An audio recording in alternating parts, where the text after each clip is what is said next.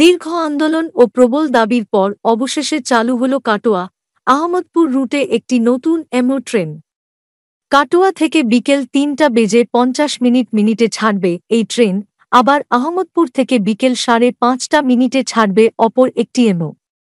আগে শুধুমাত্র সকালের দিকে চলাচল করত ট্রেনগুলি। নতুন এই উদ্যোগে খুশি রেলপথের নিয়মিত যাত্রীরা।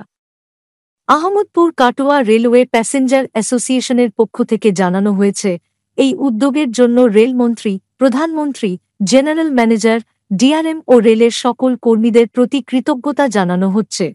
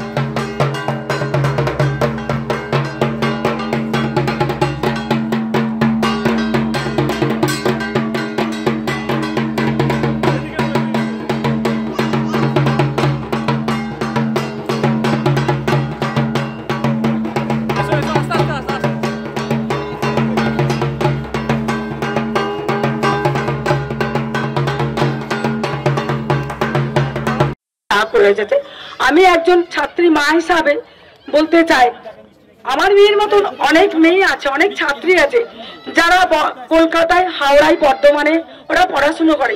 প্রত্যেক দিনই যেতে হয়, আসতে হয়, কিন্তু আসার পক্ষে খুবই দুষ্কর। বিশ্বভারতী ফার্স্ট প্যাসেঞ্জার আহমদপুর থেকে হাওড়া পর্যন্ত যাওয়া যায়, কিন্তু রিটার্ন আসার জন্য কোনো ট্রেন থাকে না। ট্রেন যখন থাকে ওদের তখন প্রয়োজনটা ফুরিয়ে যায়। তাই আমি বলছি, বা আমরা আমাদের লাভপুরে যতজন আছে, মায়েদের তরফ থেকে যতজন আছে, আমাদের সবাই একটাই কথা, যদি আহমদপুর থেকে হাওড়া পর্যন্ত একটা ফার্স্ট প্যাসেঞ্জার ট্রেন যদি দেওয়া হয় তাহলে আমাদের খুব সুবিধা হয়।